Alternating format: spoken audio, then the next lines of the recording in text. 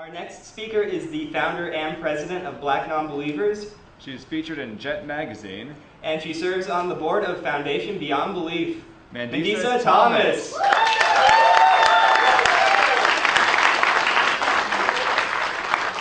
Thank you very much, everyone. How are you doing this afternoon? Good, thank you. I'd like to acknowledge a few people and give thanks to the Secular Student Alliance at the University of Akron for inviting me this afternoon to speak, especially at such an important conference to which is near and dear to my heart, which is open sexual expression and healthy sexuality. And I also like to mention, I'd like to thank Darrell Ray. Our organization is affiliated with Recovering from Religion. We do host a chapter in the Atlanta area, and I just wanted to mention that in case for those of you who did not know. Just a bit about myself and my background. I was born and raised in New York City in one of the housing projects. So I am from a under economic developed neighborhood, which as it is seems to be the norm. It is not normal for everyone. That's not the case for every Black person in this country, but I can say that that is my experience. However, I had a mother who was very progressive minded and still is very progressive minded. I was not raised religious at all. My mother actually advocated for progressive measures in the community. In fact, one of my earliest memories was of her showing, as PTA president of my elementary school, a documentary called Babies Making Babies, and it discussed teenage pregnancy in the Black community. So she was very much about social change, learned a lot about Black history, some of the social injustice that we faced. However, when it came to the subject of sex, as a teenager, she said, you have plenty of time for that. So as far as personal wise, that wasn't supposed to be an area that I was supposed to explore. Of course, that didn't happen. But over the years and into my now being 37, as a teenager, I became kind of obsessed with or preoccupied or interested in sex at a young age.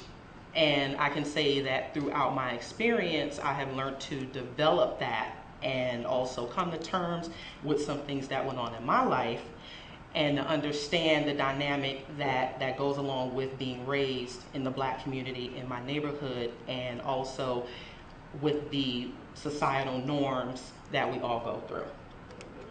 My presentation today is to discuss, I will be discussing some things that we go through in the Black community, or some of the issues that are prevalent. Let me, okay. Got it. It's called Sanctified Hoes. Now, how many of you have heard of this TV show called Preachers of LA that is now on the Oxygen channel? It debuted last week. I saw the first episode last week. I caught parts of the second episode. That was just about as much as I could take. But I would like to show a preview of this show. I'd like to give you a preview of it so you can see for yourself.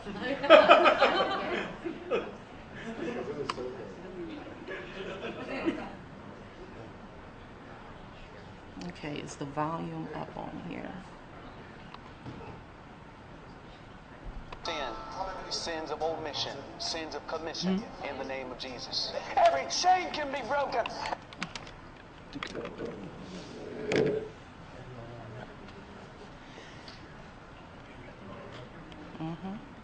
How do you go back? Sorry. Straight back. Okay, got it. Of every sin, sins of omission, sins of commission, in the name of Jesus. Every chain can be broken. Every shackle can be broken. You're part of the family of God. Lord, we ask and we believe for your healing power and grace to touch his body and make it whole. Just right here, say, Lord Jesus, forgive me for my sins. I believe in my heart that Jesus Christ died for my sins. In Jesus' name, I'm saved.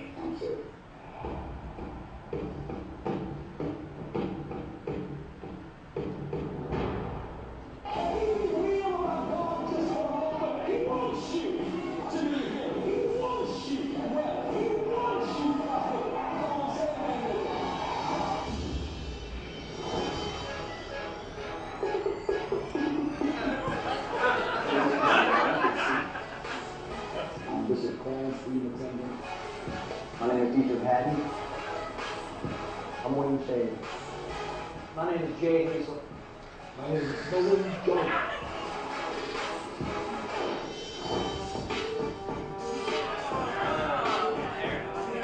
The Bible says that I wish above all things that you would prosper and be in health, even as your soul prospers. I believe that. P. Diddy, Jay-Z, they're not the only ones who should be driving Ferraris and living in large houses. The Bible says that those who sow among us should reap from us. That's implying that the preachers to be taken care of.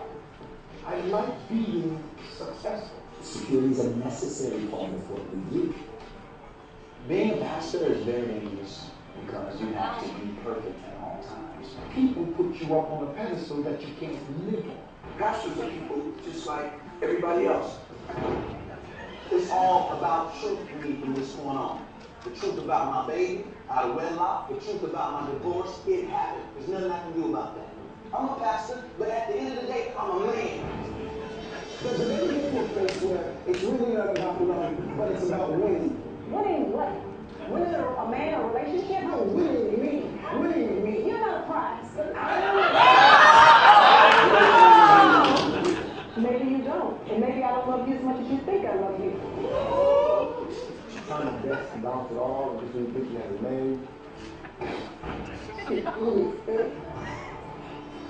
If we plan on having more children, I want to be married. We have more than you a relationship like I'm your part of your congregation. I'm not.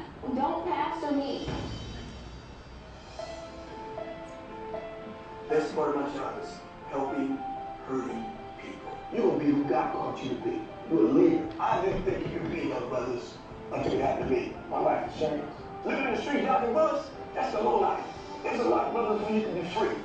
I believe that no one is beyond redemption. What I really love about being a pastor is seeing people's lives change.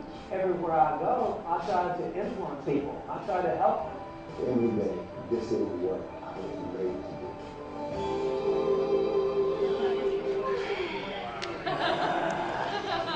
Now that we are familiar with the entire Black community, this discussion is over. No, I'm just kidding.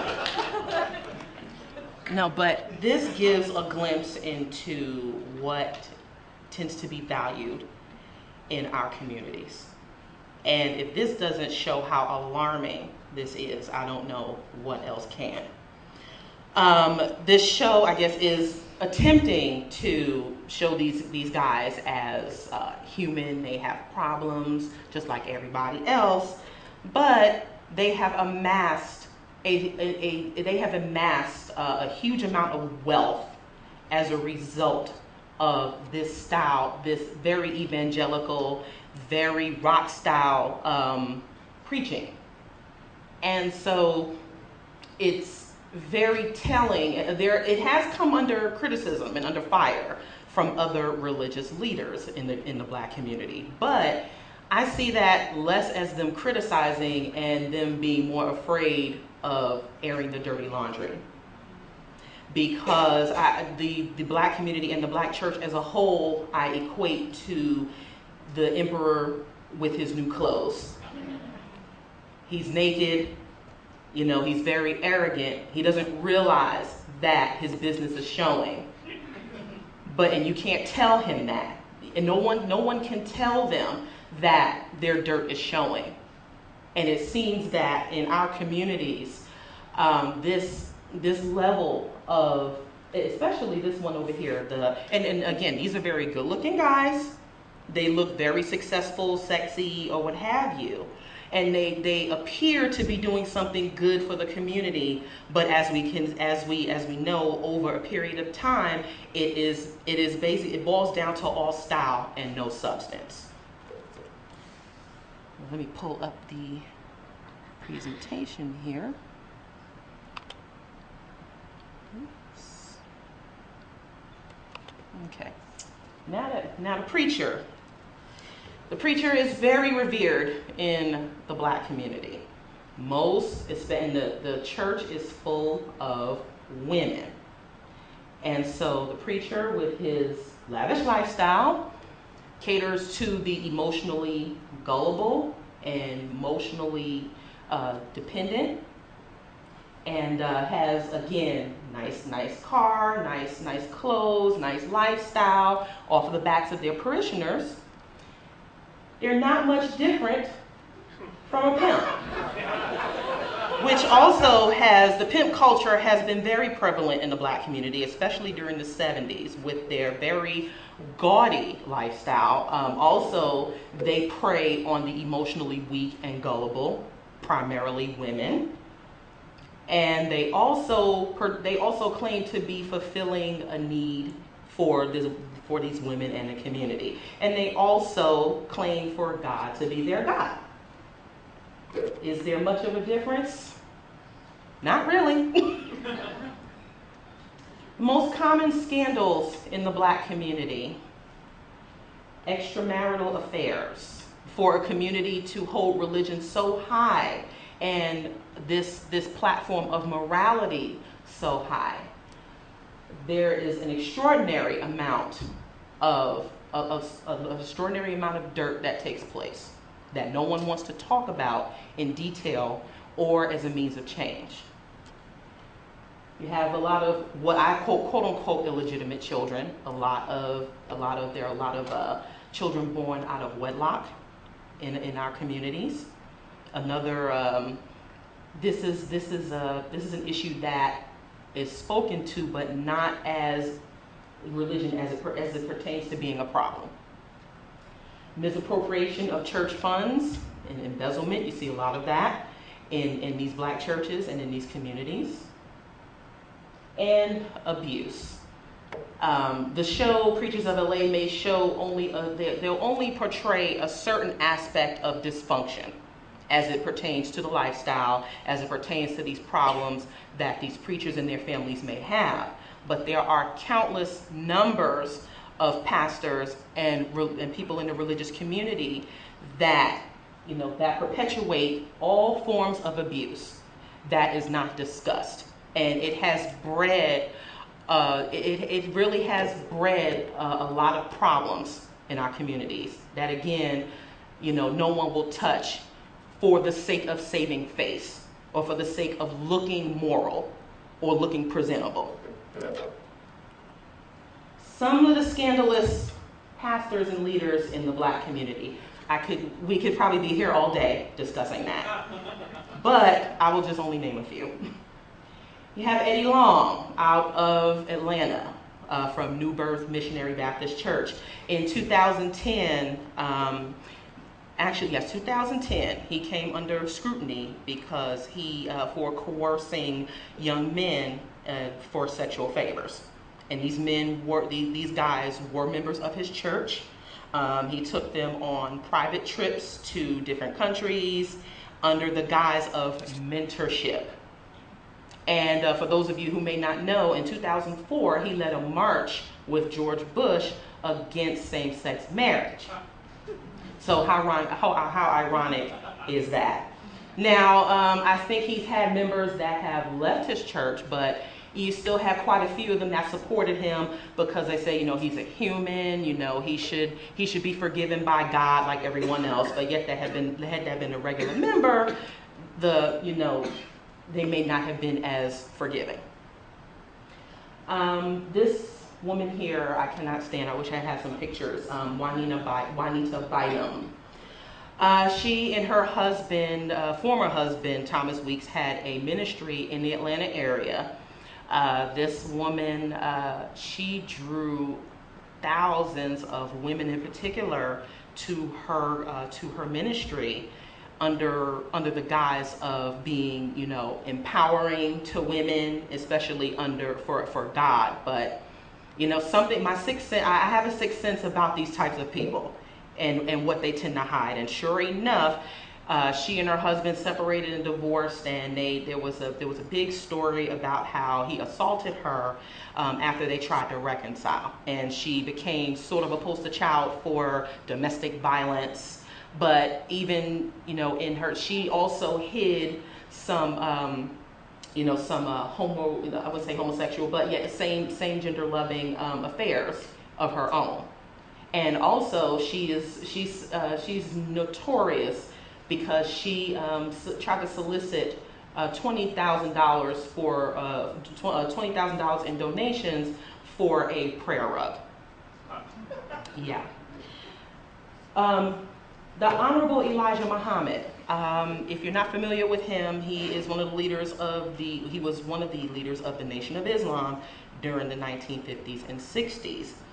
And a good reading for a good read up on him is the autobiography of Malcolm X, who is one of my heroes.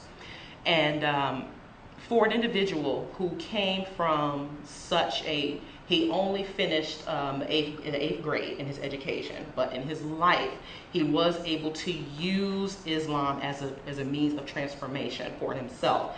But whenever he would debate with people, he could always back up his sources. It wasn't just about religion, but it was also about the condition of blacks in our communities, as well as the injustices that we faced. So he was very much a dynamic leader, and a good reading for, it's good to read his autobiography. Now, Elijah Muhammad, he was known for, another one, having illegitimate affairs. He had numerous children by some of his secretaries in the Nation of Islam, and was very notorious for dismissing anyone who was found guilty of, or who was accused of adultery. So he and Malcolm X was one of the leaders who felt that he should be held accountable for it, but the other leaders in the Nation of Islam preferred to sweep it under the rug. And this is something that people don't like to talk about when it comes to this gentleman. But he's also another one. This one here, Jamal Bryant, he is a minister out of the Baltimore area. Recently, he had issues with his significant other having affairs and also being physically abusive. And you know, I don't really know too much about him, but if you really do look him up, he's another one of those dynamic preachers who has a huge congregation in the black community, but also under these circumstances, he is still ministering. And another one that people don't like to talk about, Dr. Martin Luther King Jr. We love this man. Again, I do not deny the greatness, you know, that is him. But J. Edgar Hoover, in his crusade against communism and trying to prove Martin Luther King Jr. to be a communist, would record sessions with Dr. King. And he didn't get evidence of communism, but that he got evidence of his infidelity. And J. Edgar Hoover was actually bold enough to send these recordings to his wife. And now, did she raise up and leave him? No, she didn't. She felt that the movement was more important. And to an extent, I can't disagree with that. But again, this is a legacy, or this is an aspect of his life that not many people know about. He definitely was a scandalous individual. Of all of the major and racial and ethnic groups in the United States, blacks are the most likely to report a formal religious affiliation. This is part of the reason why there is a small number of open black atheists, just in case you had any questions as to why that is. The black church has reportedly generated over $420 billion since 1980. Now, for a community that has reported poverty levels, this is a huge amount of money. And the question has been asked, where have those dollars gone? Why is the black community not in a better position or in a better condition? Because that amount of money would certainly, help. Blacks have a substantial or disproportionately larger prevalence of conditions such as HIV/AIDS, teen pregnancy, high blood pressure, diabetes, etc. Many of these conditions are preventable. And what is scary is that at the black church being at the root of our communities, for these numbers to be so disproportionately high, It speaks to the lack of education and the willful ignorance that is being perpetuated by these leaders onto their members and into the community. So, and for people like T.D. Jakes, for example, who in the Dallas area that Aaron Ra mentioned, for the 7 churches that were probably bigger than the arena in Melbourne, I'm pretty sure his is one of them, because he has a huge congregation in the Dallas area, and he's a astronomical. The issue of Jet magazine that I was featured in, he was on the cover, and it was supposed to have been a feature on different faiths and philosophies, but it just came down to Christianity. And then which I was appreciative of the page that they did about me and Black non-believers and atheism, because it was objective, but they definitely spoke to the majority, which were the Christians. Now, there was a time where T.D. Jakes did not speak about HIV/AIDS or awareness about these issues because it wasn't in the Bible.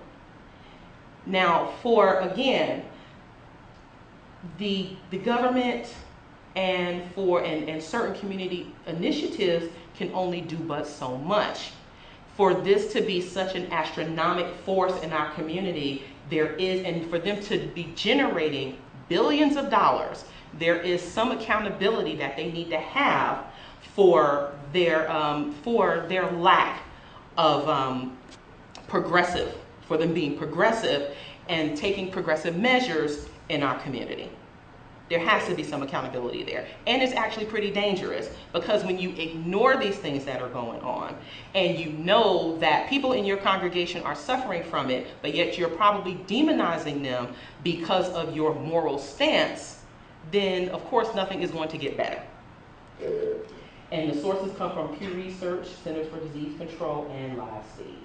Black women make up the highest number of religious and church-going and have the highest number in health disparities. And this is one of the reasons why I use black women on the cover, because we really do make up, as a collective, we do make up the majority of the religious community, but yet we're the ones suffering and not really getting the help that we need.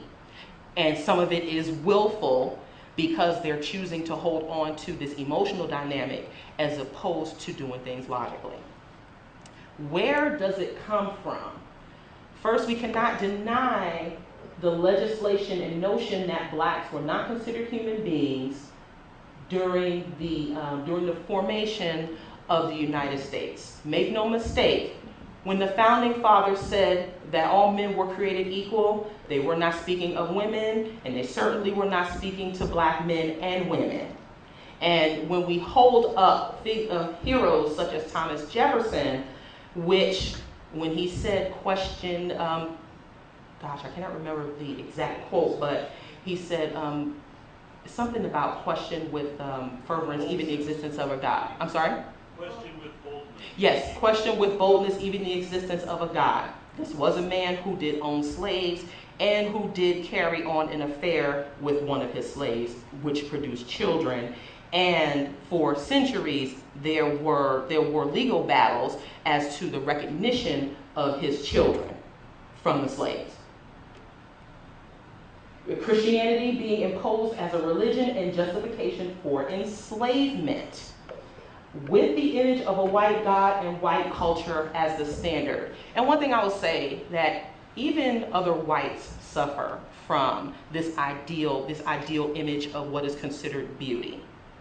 So when you have a race of people who has to forego whatever images of the gods that they came with and impose on them this image of a white Jesus, imagine what it does for someone's self-esteem and self-worth. And to reinforce that with the notion that you are subservient not only to this God as a master, but also to your master. So again, over the course of a few centuries, in the imposition of this notion of Christianity and this subservience has done a number on the mentality and the psyche of black people. Make no mistake about it. It does play a part. Sexual exploitation. The institution of slavery in the United States wasn't just labor exploitive, it was very sexually exploitive. There were many affairs, there were slaves that were mated just to breed stronger slaves, which kind of reinforces the notion of the athletic, the hyper black male to extent, and also the sexually hyper black female. And also, even in again, there were probably numerous children that were produced as a result of this institution, whose parents they probably weren't accounted for. So, this all definitely plays a part into the hypersexualization and the perceived, sexualization of blacks. The church being established as a primary institution in the black community. Now, when you had legislation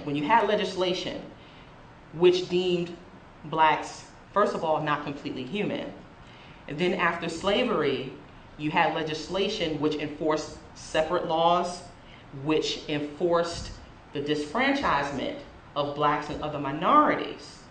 The church was one of the only institutions that sustained the community.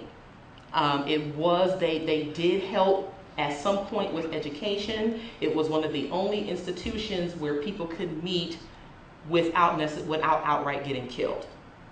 And also they provided certain services, social services. This is where people could dress their best. This is where people could congregate and socialize without necessarily being bothered as much. So it definitely established itself, and I would say that it hijacked the civil rights movement as a moral and human rights cause, because so many blacks held it. And actually, there's some good reading that there were many churches that didn't want to become a part, but it somehow still hijacked. It hijacked this whole idea of civil rights being a moral and divine thing as opposed to a human rights issue. And there were many people that weren't Christians who were involved with the civil rights movement. A. Philip Randolph being one of them, who is a noted African American humanist.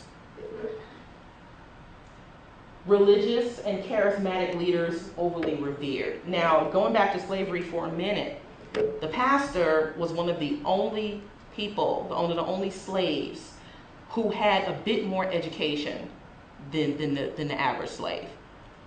Now, people need to remember that, of course, education was not enforced during slavery. It was illegal for a slave to read and write. And the only book that was allowed to be interpreted was the Bible. So now you have a legacy of an institution that does not present itself on facts and evidence, but relies on emotion and belief. And then you begin to understand why, over the course of a few centuries, why we're still having these issues in our communities, especially with the church being at the forefront. So it tells a very alarming story. And some suggested reading is Holy Lockdown by Jeremiah Kamara, Brainwashed by Tom Burrell, and Moral Combat by Takibu Hutchinson. And also dependence on emotional fulfillment. As we all know, religion and belief in God is not it is not predicated on thinking rationally, actually finding pragmatic solutions. It is an emotional tool. And historically for blacks, with the institution of slavery, with the institution of segregation, and all of the injustices that were faced, there was a heavy reliance on belief in God, because, again, you had legislation and actual laws in place that helped perpetuate segregation and racism. So, with this factor, then it is understandable as to why so many blacks relied on the church as an emotional tool and belief in God. Now, is it justified today? No. But unfortunately, it has become such a it has become such a, I wouldn't say nonsensical, but perhaps, because it's one of those things that people just tend to do just because it's been a part of the community for so long. Now, getting into the price of sanctimony, the Black church does take, like many other forms of Christianity, the Black church especially takes a stance on homosexuality. It's very anti-LGBT, very anti-birth control, very anti-progressive, and as far as healthy outlooks on sexuality. So many people in this community think that they are far removed from some of these issues because they're blessed and highly favored, which is a term that I hate immensely. The price of sanctimony and thinking that you are somehow covered by your God or by your belief, it perpetuates a false sense of image and prestige. It makes you think that you are far removed, or only those people do those types of things. You know, I couldn't be, or my child or my person, you know, they would never do that, you know, because they're Christian or they're whatever. They tend to overlook crucial issues that need to be addressed. When people are afraid or they're so oblivious to certain problems, or because they don't want to talk about them, they don't get any better, and there are no practical solutions that are put in place. But so they just sweep them under the rug. Even in the climate of these religious people and these pastors doing all of these things, they see them, but they act like they don't see. And there's also a sense of removal from such issues, that, oh, they don't affect me. Even if they don't affect you directly. For example, even if you may not know someone who is suffering from certain issues, or you don't know that they may have a family member suffering from them, it doesn't necessarily mean you aren't affected by them. You know, it is always good for us to at least gain a better outlook as to what may be going on around us, instead of just what's going on in our immediate circle, because we're all affected by it some way or another. It also adheres to the good girl notion. You know, we talked about, Aaron talked about Miley Cyrus earlier, and I know that in the community there's a bit of discussion about the song "Blurred Lines" by Robin Thicke, and also her performance. Now, I can definitely understand why some people, how they can see those lyrics as being somewhat damaging. But I can also say for myself, having been raised to be the good girl who wasn't supposed to be out having sex, who wasn't supposed to enjoy sex, or who was supposed to be more refined in how I approached it, I understand where the song is coming from that aspect. Because in order to push those lines, so to speak, about what is considered appropriate, or what is, especially for women, because there is this, it's almost this double standard of how we're supposed to act and carry ourselves, and how we're supposed to approach sex. We're not supposed to be lewd or open with it, and we're supposed to just be these quiet, neat beings. And I definitely disagree to that. So I think that when you talk about the good girl and what is supposed, good girls don't do these things openly. And I definitely think that there needs to be some challenges to that. So getting on what we can do, going back to the women's rights for a moment, there is a noted, one of my heroines is Ida B. Wells. If you've never heard of her, she was a journalist during the after the Reconstruction period, who wrote a lot about lynching and trying to fight against lynching, against blacks and others who were unfairly convicted and accused, especially of poisoning white womanhood, if you will. Back in those days, it was very common, race mixing or an interracial dating and sex was very common, but of course it was against the law. But a black person could easily be convicted and hanged for having sex with a white woman, even on a false accusation of rape. So, and she also worked with Susan B. Anthony during the women's rights movement. Even though she was a believer, she did challenge the notions of how the church was handling this, and she was also one of the founding members of the NAACP. So what is it that we can do to help turn this around? Re-education for adults and sensible dialogue with children and teenagers. Many adults have been fed a very diluted sense of sex and sexuality and notion of sexuality, and they're passing it down to the teens and the children. And we're not seeing the conditions get any better. There have been many women, many family members that I've grown up with who have started having children as teenagers, and now their children are having children as teenagers. So even as they may rise within the church leadership and administration, the other issues aren't getting any better. So there definitely needs to be a more healthier outlook and re-education for adults as far as sex and sexuality is concerned. And there have been many notions that, oh, well, you know, if this, I'm sure this is true in many other communities, but in the black community, if you know that you have a shady family member, it's like, oh, just stay away from so-and-so, he crazy.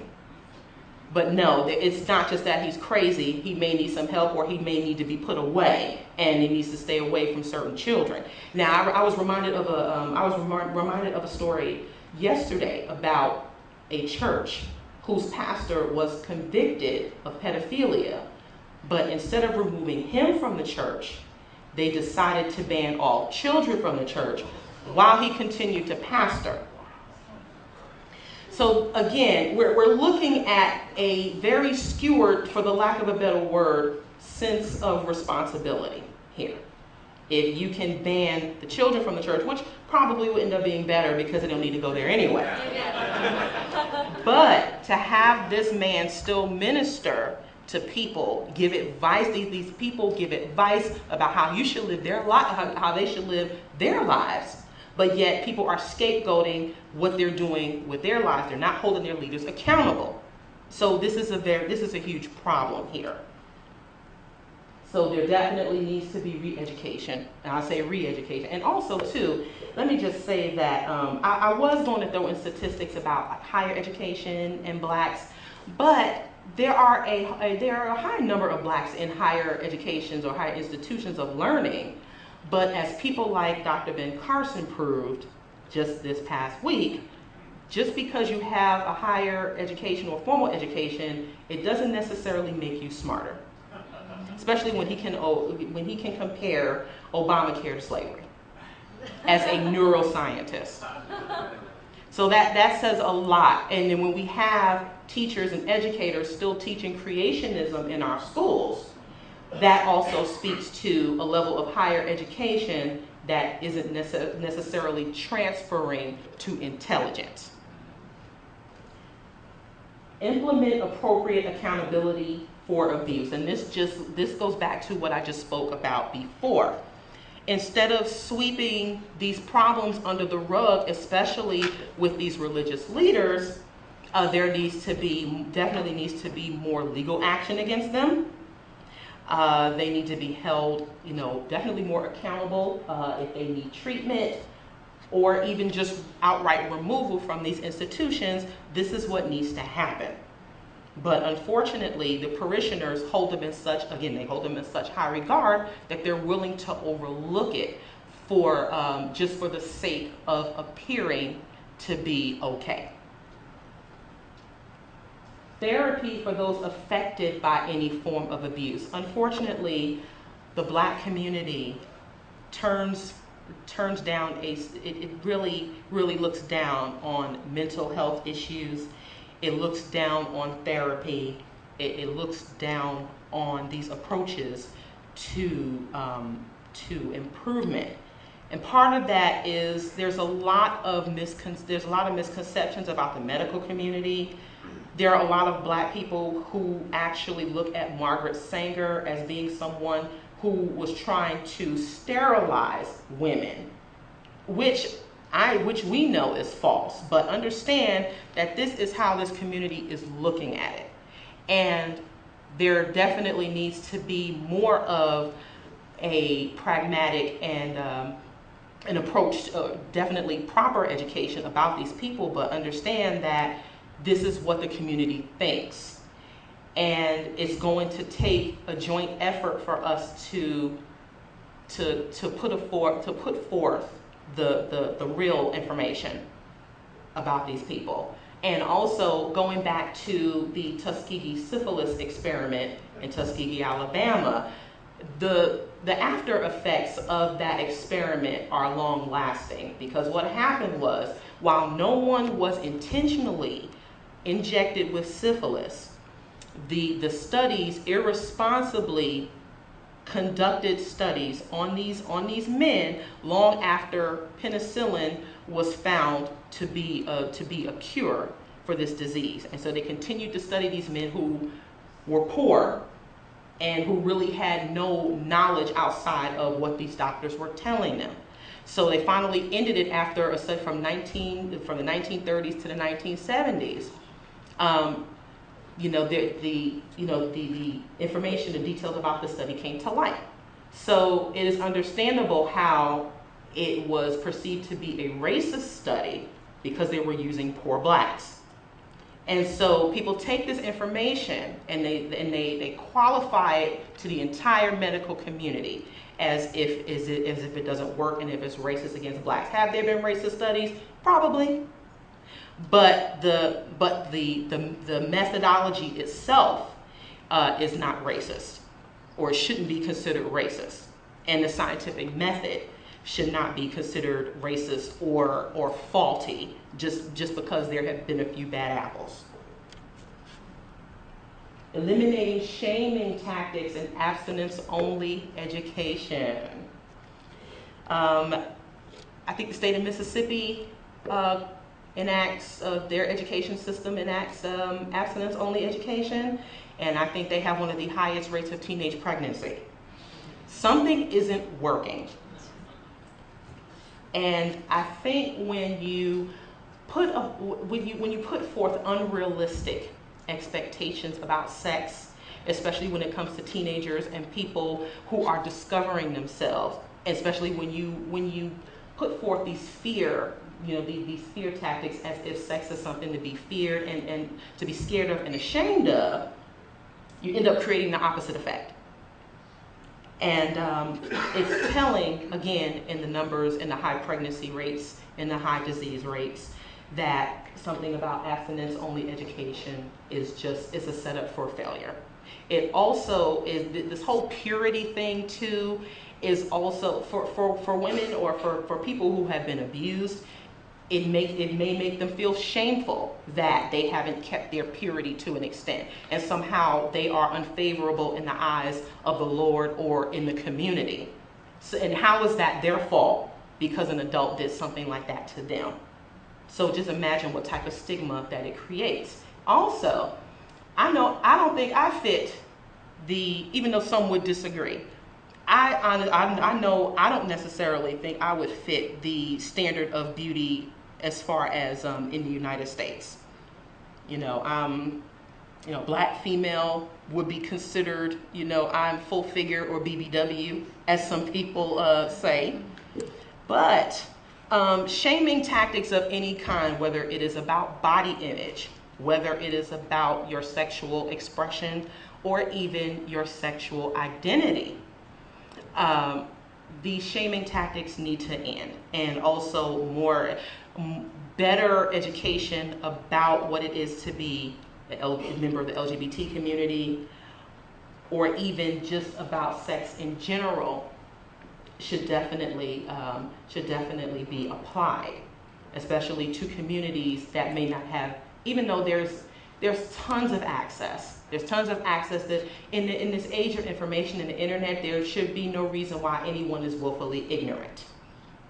But when you have a controlling entity like the church and certain parents who have been raised in these churches and are carrying on detrimental positions about morality and sex, then it becomes a problem. So, yeah, eliminate the do as I say and not as I do tactics. It's tempting for parents in general to say do as I say, not as I do, but trust me, the children are watching. I watched my mother as she told me to do as she said, but not as she did. And I think in her, I learned about how to hide certain things about myself and to be what is considered the lady in the street and the freak in the sheets. So, and I think sometimes that's good. I honestly don't think everyone needs to know everything about what you do sexually. They don't, because most people are just small-minded to begin with, and they hold on to these hang-ups that they have, that they were brought up with, and also unresolved issues. And so people tend to be pretty judgmental, as we know as a community. But even within our own community, we tend to be judgmental as well. But as parents and as people, you know, we definitely should not follow a do as I say, not as I do mentality. Acknowledge the disparities, acknowledge the racism, acknowledge the sexism. It has not gone away. For as much as we like to think it has, it really, really hasn't. One thing I can say about President Obama's term as president is that it has really brought out a lot of hidden racism in these past few years. And people can hide it and say that they don't like the Affordable Health Care Act because of whatever reason. The bottom line is that some of these people just do not like him because he is black, or that he is or that he is a person of color. Now, some people may want to deny that, but you know, actions do tell a lot more than their words say. And also, let's not deny the fact that there are issues in separate communities that we have to tackle even within the free thought community. Yes, we're all atheists, we may be humanists, we may have a common goal, but when we have separate issues, as stated, if you've never seen that Preachers of LA show, hopefully it has given some insight into the uphill battle that we face with religion and the notion in our communities. If you've never seen it before, you've seen it now. And reiterate that sexual desire is normal and healthy. My daughter is 15 years old. She'll be 16 in December. She identifies as bisexual. And she gets excellent grades in school. She's an AB honors student. I have never told her that she went on her first date when she was 12 years old. And the reason for that is because that's when she started expressing an interest in the opposite sex. So, and it was interesting because her date was a Vietnamese boy whose parents, she said, did not like black people. And he couldn't even tell them that he was going on a date with her. And so, but what ended up happening is she no longer speaks to this. She no longer speaks to this kid. And she's gotten the whole puppy love thing out of her system. And I think something that we fail to realize, and I know for myself, again, I discovered sexual desire at an early age, probably before I hit puberty. Many of these other children do too. Whether we want to realize it or not, they do. And as a parent, the worst thing you can do is give in to your fears and silence them and be silent yourself. It's good for us to tell them about how we felt as children and as teenagers, so that not to scare them, but to help them realize that where you are, I once was, and it's okay. That it is okay if you express interest in the opposite sex or even the same sex. There's nothing wrong with that. You know, I told my daughter when she was 12 and when she first started menstruating that she would be interested in boys. She said, "Ew," but but that was something more than my mother told me. She told me the basics.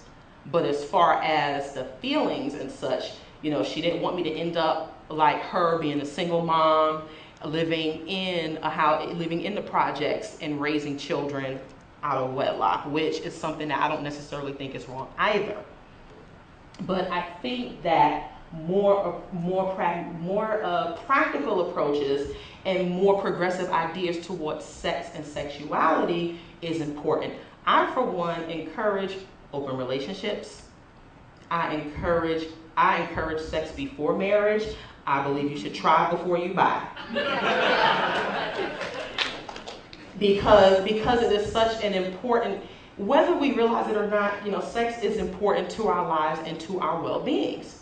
And it's important for us to know what pleases us, what excites us, and not go by someone else's definition of what is considered standard or appropriate. It is good for us to look at different ideas and different measures. And you know, I really wouldn't have a problem with what these pastors do, with what these religious people do, if they didn't stand on a platform of morality. One of the preachers who I say looks like, are you familiar with the group The Whispers, the R&B group? Anyone? Okay. There was an R&B group in the 70s called The Whispers. You'll probably know their songs if you hear them. There are two twins that are Walter and Scotty. The preacher who had the suit on that had the big mustache kind of looks like one of them. He said in the last episode that I watched that he was trying to minister to the younger couple, and he said he followed God's blueprint for marriage. Well, if you follow God's blueprint for marriage, you're probably the biggest hoe out there. Seriously. So they say these things very, you know, they say them, you know, they spew this rhetoric. It starts sounding like broken records. They start sounding very contrived, and especially since they seem to come from, or they're trying to come from a place of what's right or what's considered moral, but at the end they end up looking like fools to those of us who have used our brains somewhat. But it's good for us to, you know, to look at this and look at this dynamic. Understand where we're coming from, understand what is at stake here, and to try to help us improve things for the better. Thank you. Did I run up my Q&A time?